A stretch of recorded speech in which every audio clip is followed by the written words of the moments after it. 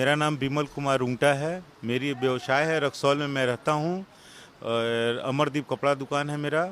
और ये जो नेपाल से जो कस्टमर यहाँ आते थे वो कस्टमर यहाँ आ नहीं रहे हैं, इसके चलते रक्सौल पे बहुत बड़ा असर पड़ा है। 3 महीने से लॉकडाउन था, लॉकडाउन के चलते 2.5 महीना लगभग दुकानें बंद रहीं। ये 10-15 दिन 20 दिन से दुकानें खुली हैं लेकिन व्यापार नहीं है। और 90% कस्टमर नेपाल के हैं और नेपाल से ही आते थे। 10% कस्टमर जो हैं वो इंडिया से आते हैं, वो लोग अभी भी आ रहे हैं 10% 20%, लेकिन अभी भी 80% 90% कस्टमर नहीं हैं। लॉकडाउन नेपाल में जारी है तो वहाँ के व्यापारी, वहाँ के कस्टमर कोई यहाँ नहीं आ पाते हैं, जिससे हम लोग का व्यापार बहुत प्रभावित हुआ।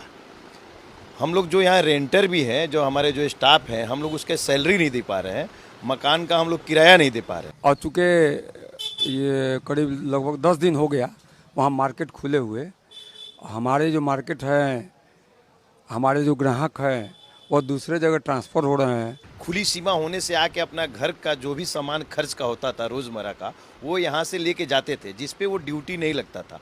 इसलिए वहाँ को इन लोग को सामान यहाँ पे सस्ता पड़ता था। और अभी उन लोग के सामने भी ये संकट आ गया है कि वो लोग वहाँ पे नेपाल में ही महंगा सामान वो खरीदना पड़ रहा है। नेपाल से चाहे वो मधेसी क्षेत्र के लोग हों, चाहे वो पहाड़ी क्षेत्र के लोग हैं, सबसे हम लोग का मधुर संबंध है। लेकिन सरकार के इस अथी से अभी तक बंद है, जिसके चलते दोनों तरफ के लोगों को नुकसान है। वहाँ के लोग आज बहुत तरह के अभाव झेल रहे हैं। हम लोग यहाँ व्यापार का अभाव झेल रहा है।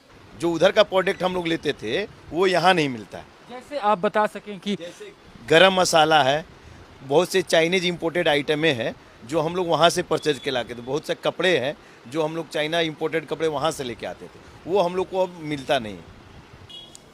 इसको समझने के लिए नेपाल को 2 भाग में बांटना होगा। एक नेपाल का पहाड़ी क्षेत्र और एक मधेश का क्षेत्र जो तराई क्षेत्र है। कभी भी तराई के बासिंदे जो मधेसी कहे जाते हैं वो कभी भी भारत से न अलग थे न रहेंगे।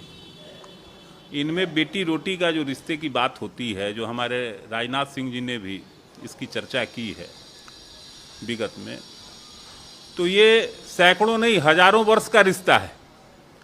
राजनीति चलती रहती है। दिल्ली की राजनीति, काठमांडू की राजनीति के प्रभाव में आज तक इस सीमाई क्षेत्रों में कभी विवाद उत्पन्न नहीं हुआ था। आगे ऐसे व्यापारी सब में ऐसा संकट आएगा कि भविष्य में हम लोग चाहेंगे यहाँ से पलायन करना, कहीं भी दूसरे जगह जाके हम लोग अपना व्यापार शुरू